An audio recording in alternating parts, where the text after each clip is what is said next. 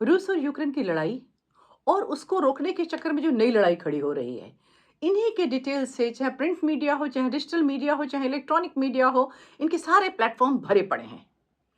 और तो लड़ाई रुकनी चाहिए, लेकिन ये बात अमेरिका ने क्यों कही? इस बात को लेके अमेरिका और यूरोप, जो 100 साल से भी ज़्यादा लंबे अरसे से आपस में दोस्त थे, आपस में लड़ पड़े हैं। वर्ल्ड ऑर्डर उनका खतरे में आ गया है। पता नहीं वर्ल्ड ऑर्डर होना भी चाहिए कि नहीं होना चाहिए, लेकिन कोई भी इस लड़ाई के ऐतिहासिक कारणों में नहीं जाना चाहता। तो आज के वीडियो में हम इसी पर बात करेंगे। यूक्रेन के इतिहास पर बात करेंगे और क्यों ये लड़ाई शुरू हुई, इसके क्या कारण हैं, इस पे भी बात करेंगे। वीडियो पूरा देखिएगा, क्योंकि हमेशा की तरह इस वीडियो की एक एक लाइन इंफॉर्मेशन से पैक्ड होगी। तो 1922 में जब यूएसएसआर का गठन हुआ था, यूएसएसआर मतलब कि जो रूसी गणराज्य था, जब उसका गठन हुआ था, तो उसमें पूर्वी यूरोप और एशिया के वो क्षेत्र भी शामिल थे जो सांस्कृतिक रूप से रूस से जुड़े हुए थे।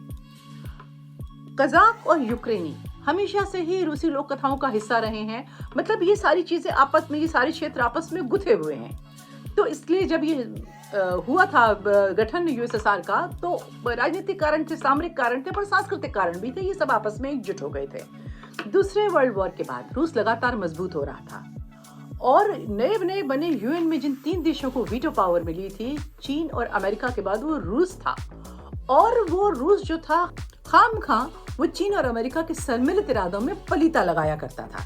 ये वही समय था जब अमेरिका अपने पूरे उरूज पर था और उसके राजनेता, उसके नौकरशाह, उसके चिंतक, थिंक टैंक्स, वो सारे विश्व में अमेरिकन हेजेमनी कैसे स्थापित हो, इसी की जुगत में लगे हुए थे और उसके लिए नीतियां बना रहे थे। जैसे आज American president Trump, Donald Trump, America को सर्वश्रेष्ठ का जो खिताब मिला था, उनको ऐसा लग रहा है चीन के पास न चला गया जाए किसी तरह, तो चीन को अलग करने की कोशिशों में लगे हैं।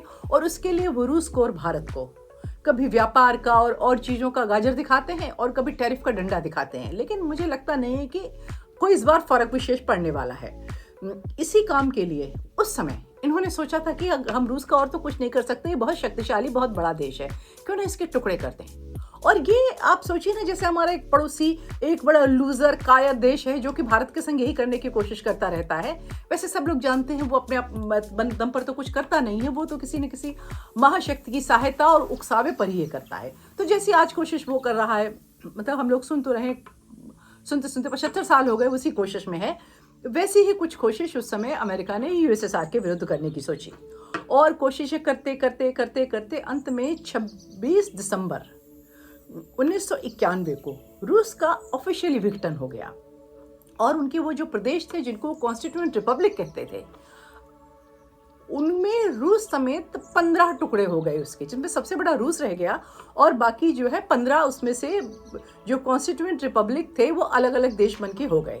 अब आप सोचो, हमारे यहाँ विपक्ष का एक नेता हमेशा क्यों कहता रहता है कि भारत जो है वो एक देश नहीं, वो रिपब्लिक्स का एक संगठन है, क्योंकि उसको लगता है रिपब्लिक्स का संगठन कहने से जब ये बात एक बार स्थापित हो जाएगी तो ये रिपब्लिक अलग अलग हो जाएंगे। तो खैर हम वापस अपनी बात पर आते हैं। तो रूस का एक देश के रूप में जो जन्म था, मतलब रूस को बहुत पुराना देश नहीं, फर्स्ट वर्ल्ड वॉर के बाद हुआ था और बहुत थोड़े समय तक वो एक देश की तरह रहा था और जब बाद में वो यूएसएसआर में मिल गया था, फिर यूएसएसआर से अलग हो गया। लेकिन एक देश के रूप में जन्मने से पहले, यूएसएसआर में शामिल होने से पहले यूक्रेन कहाँ था? तो यूक्रेन नाम का कोई देश नहीं था। यूक्रेन जो एक शब्द है वो उसके पहले किसी राज्य, क्षेत्र इसके रूप में लिया भी नहीं जाता था। इसका अर्थ होता है सीमांत प्रदेश। यूक्रेन शब्द का अर्थ होता है सीमांत प्रदेश। और जो आज का जो यूक्रेन, जो उसकी जमीन है, उसमें से कुछ तो रूस के पास थी और कुछ थी जो ऑस्ट्रो हंगेरियन जो साम्राज्य थे उनके पास थी। तो फिर खैर हम वापस आते हैं अपने यूएसएसआर के विघटन पे। मैं थोड़ा इधर उधर हो जाती हूँ, पर क्या करूँ, होना पड़ता है। तो उस समय जो बहुत सारे समझौते हुए थे, उनमें एक में जेम्स बेकर, जो उस समय यूएस के सेक्रेटरी ऑफ स्टेट थे, और हेलमट कोल, जो कि चांसलर थे जर्मनी के, इन लोगों ने एक आश्वासन दिया था रूस को कि जो कंट्रीज अलग हुए हैं रूस से, उनको नाटो में नहीं लिया जाएगा। अब नाटो क्या है?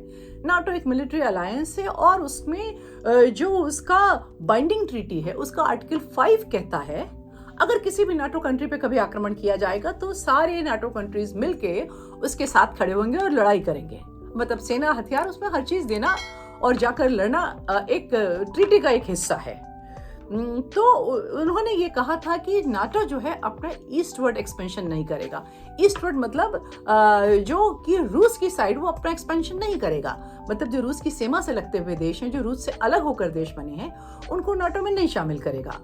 अब रूस ऐसा क्यों चाहता था? क्योंकि रूस को मालूम था ये मेरे पीछे पड़े हैं यूरोप वाले और अमेरिका वाले। तो जो सीमाएं मिलते हुए कई एक देश हैं, जो अगर उनको इन्होंने नेटो में शामिल कर लिया तो ये छोटे छोटे देश तंग करेंगे। अगर उसका विरोध किया जाएगा तो सब मिलकर लड़ने आ जाएंगे। और रूस भी समझ रहा था उस समय रूस की हालत बहुत अच्छी नहीं थी और ये समझ रहा था कि इनके सम्मिलित आक्रमण का मैं सामना नहीं कर पाऊंगा, तो उसने एक तरीके से ये बात कहा ली थी। लेकिन जैसे कि जो राजनीति होती है, जो कूटनीति होती है, वहां सच, वादा फरोशी, इन सब का कोई मूल्य नहीं होता। वहां सबसे बड़ी आपकी मानी यही जाती है विशेषता, आपका गुण, आपका जो विनिंग पॉइंट होता है वो यही होता है कि हम कहेंगे कुछ, करेंगे कुछ, कहीं पे निगाहें कहीं पे निशाने। ऐसा ही उन्होंने भी किया और उन्होंने इस आश्वासन के विरुद्ध जाके 2004 में बाल्टिक कंट्रीज में एस्टोनिया, लताविया और लिथुआनिया, इनको नाटो में शामिल कर दिया। लेकिन एक तो ये देश उतने मजबूत भी नहीं थे और इनकी जो डिस्टेंस थी, कुल मिला के रूस परेशान तो था लेकिन उतना ज्यादा भी चिंतित नहीं था कि कोई कार्रवाई शुरू कर दे। सेकेंडली, रूस जो था अपने आप को मजबूत करने के लिए धीरे धीरे अपने आप को गैदर कर रहा था, एक तरीके से जिसको कहा जाता है। तो रूस को ऐसा लगने लगा कि मेरी घेरेबंदी हो रही है। उधर क्या हुआ कि उन्होंने 2004 से 2014 के बीच में स्थितियां बड़ी तेजी से घूमी और यूक्रेन जो है उसने अर्जी लगाई कि मुझे भी नाटो में ले लो। रूस ने कहा ये मत करना, इसको नाटो में मत लेना। उसी बीच में रूस ने, जैसा कि वो कहता है, अपनी सुरक्षा के लिए किया और क्रीमिया को उसने अपने में मिला लिया। जब उसने क्रीमिया को अपने में मिला लिया तो यूक्रेन में ये शोर के बिहाफ में, यूरोप में शोर उठने लगा कि अब ये यूक्रेन के संग भी ऐसा ही करेंगे और उन्होंने यूक्रेन को रूस के खिलाफ उकसाना शुरू कर दिया। और रूस ने देखा कि यूक्रेन अब शरारत पर उतर आया, जैसा रूस का कहना है। रूस का कहना है कि वहां पर चूंकि सीमाएं तो आर्टिफिशियल थी, कल्चर जो थे वो तो सीमलेस होते हैं, तो वहां पर जो रूसी भाषी रहते थे और रूसी जो है वो ऑर्थोडॉक्स चर्च को मानते हैं, तो उस चर्च को मानने वाले जो लोग यूक्रेन में रहते थे, यूक्रेन छांट के उनको परजिक्यूट कर रहा था। आपको ध्यान आया, ऐसा ही खेल भारत के पूर्वी पड़ोस में किया गया कि वहां रहने वाले हिंदुओं को परजिक्यूट किया गया और बड़े बड़े बयान देने शुरू करे वहां पे लोगों ने। एटलीस्ट रूस का तो यही कहना था कि उसने अपनी सुरक्षा के लिए क्रीमिया को अपने साथ मिला लिया था। इसके बाद रूस की माने तो यूक्रेन ने उसको उकसाना शुरू कर दिया। वहाँ जो रूसी भाषी लोग होते थे और जो रूस वाली ऑर्थोडॉक्स चर्च को मानने वाले लोग रहते थे, उनका परसिक्यूशन करना शुरू कर दिया था। थोड़ी बहुत झड़पें सीमा पर भी हुई थी, बयानबाजी भी हुई थी। 2019 में एक नया मोड़ आया और वहां पर विद्रोह हो गया। विद्रोह के बाद जो वहां इलेक्शन से चुनकर सरकार आई थी, उसका तख्ता पलट हो गया और विद्रोहियों ने अपने पसंदीदा ज़ेलेंस्की को अपना राष्ट्रपति बना दिया। मार्शल लॉ लग गया और 2019 से आज तक वहां इलेक्शन नहीं हुए। अब यहाँ पर फिर एक सामने देखेंगे आप बांग्लादेश के से कि वहां पर चुनी हुई सरकार पलटी गई। विद्रोहियों ने कहा कि हमने एक मोहम्मद यूनुस को बिठा दिया। वहां पर हिंदुओं का परसिक्यूशन हुआ, वहां से तरह तरह के बयान आने लगे, चाहे वहाँ सेना वाले हों, चाहे विपक्ष वाले हों और चाहे स्वयं यूनुस साहब हों, उकसाने वाले भारत को। अब भारत ने तो तय कर लिया था उसको क्या करना है, वो सामने युद्ध में नहीं आया, पर शायद रूस के पास ऐसा कोई रास्ता नहीं था। और उसके बाद रूस से इनकी लड़ाई शुरू हो गई, फुल फ्लेजेड वॉर रूस का और यूक्रेन का शुरू हो गया। अब मजे की बात यह है कि जिस वजह से सारी लड़ाई हुई नाटो की सदस्यता के लिए, अब जो जेलेंस्की था वो ये सोच रहा था और यूक्रेन वाले जो विद्रोह में साथ आए थे वो भी ये समझ रहे थे कि नाटो हमारा साथ देने आएगा, हमको नाटो में शामिल कर लिया जाएगा और हम रूस के सामने खड़े होंगे। लेकिन हुआ क्या कि यहाँ तो ये बार बार कह रहे हैं हम पिट रहे हैं, हमको नाटो में ले लो, और नाटो वाले बराबर फ्लिप फ्लॉप कर रहे थे। वो ये सोच रहे थे कि अब जो जेलेंस्की है उसको यूज एंड थ्रो करके किस समय फेंकना है।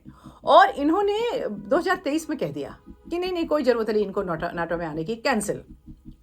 उसके बाद 2024 आया, उनका नहीं, जब उन्हें लगा कि लड़ाई थोड़ी शांत हो सकती, उनका नहीं, हम तुमको नाटो में जरूर लेना चाहते हैं, तुम लड़ो, हम तुम्हारे पीछे हैं। और इस तरीके से फ्लिप फ्लॉप में वो लड़ाई चलती रही। अब इसमें रूस का तो जितना फायदा हुआ कि नहीं हुआ ये तो ठीक है, लेकिन जो यूक्रेन की जनता ने नेचुरली सामरिक रूप से वो इतना मजबूत नहीं था यूक्रेन रूस के सामने, और जो बाहर से सहायताएं आती थी, हथियार आते थे, वो इतने पर्याप्त नहीं थे। तो इस युद्ध में यूक्रेन की जनता ने जो बर्बादी झेली है, जो कष्ट उठाए हैं, उसकी जिम्मेदारी कौन लेगा? ज़ेलेंस्की लेंगे, रूस लेगा, या नाटो कंट्रीज लेंगे, अमेरिका लेगा?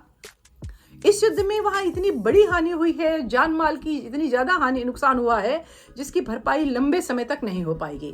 उससे भी बड़ा सवाल ये है कि यूक्रेन की इस मिट्टी पलीत के पीछे क्या रूस को घेरना ही एकमात्र कारण था, या रूस को अपने पुराने रूप में आने की इच्छा थी, ये एकमात्र कारण था? नहीं, ये शायद जो पॉलिटिकल बाउंड्रीज जो थी रूस के लिए भी इतना बड़ा कारण नहीं थी, और रूस को घेर के एकदम कुचल मसल देना शायद इसके लिए इतना बड़ा कदम ईयू ने और अमेरिका ने मिलकर नहीं उठाया था।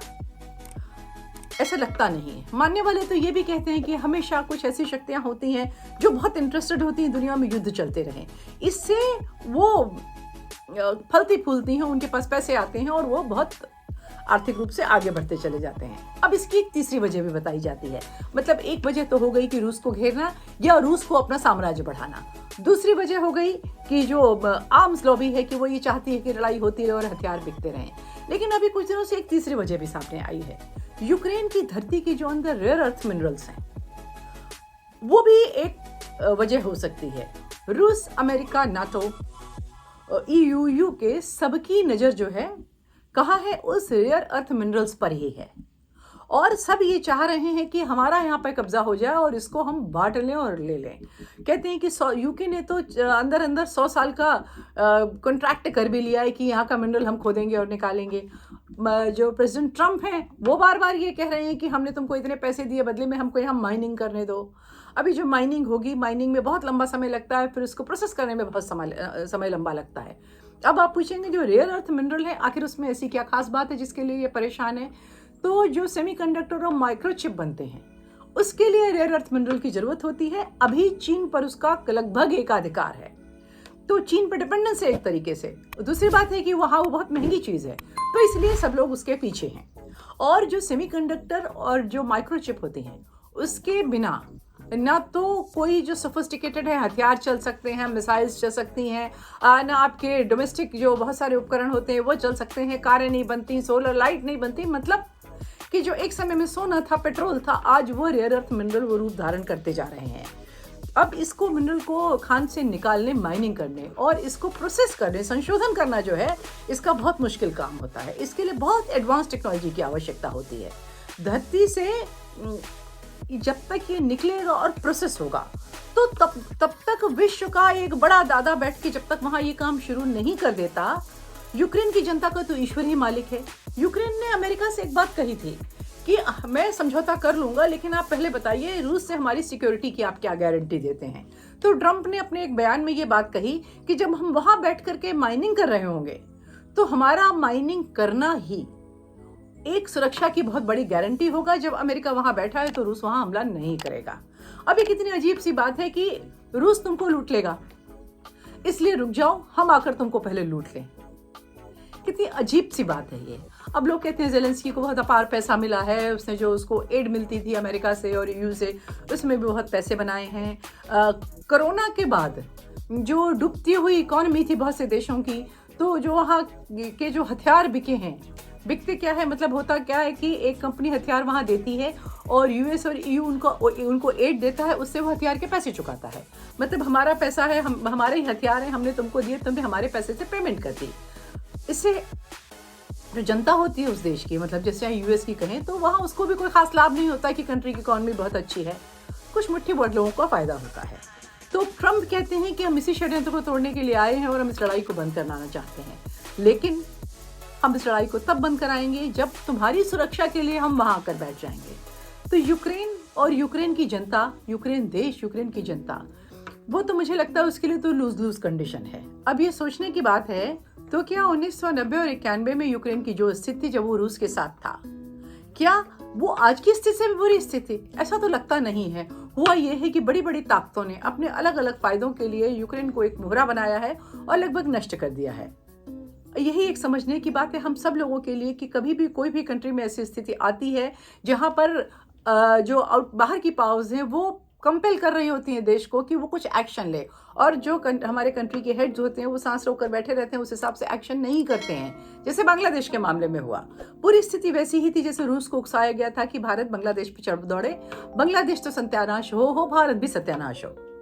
लेकिन हमारा जो नेतृत्व हुआ उस मामले में, उसने सांस नहीं ली, हिल के भी नहीं दिया। हम लोग बहुत भावुक होकर अपने नेतृत्व को कोसते थे, लेकिन जो इंटरनेशनल ये जो अफेयर्स होते हैं जिस पे हम लोग बात करते हैं, इसीलिए करते हैं कि इससे बात करके हम थोड़ा सा समझने लगें चीज़ों को, और इतनी जल्दी अपने देश के मामलों में नेगेटिव टिप्पणियां करने से बचें। तो आज के लिए बस इतना ही। अगली बार फिर किसी वीडियो पे मुलाकात होगी। तब तक के लिए नमस्कार।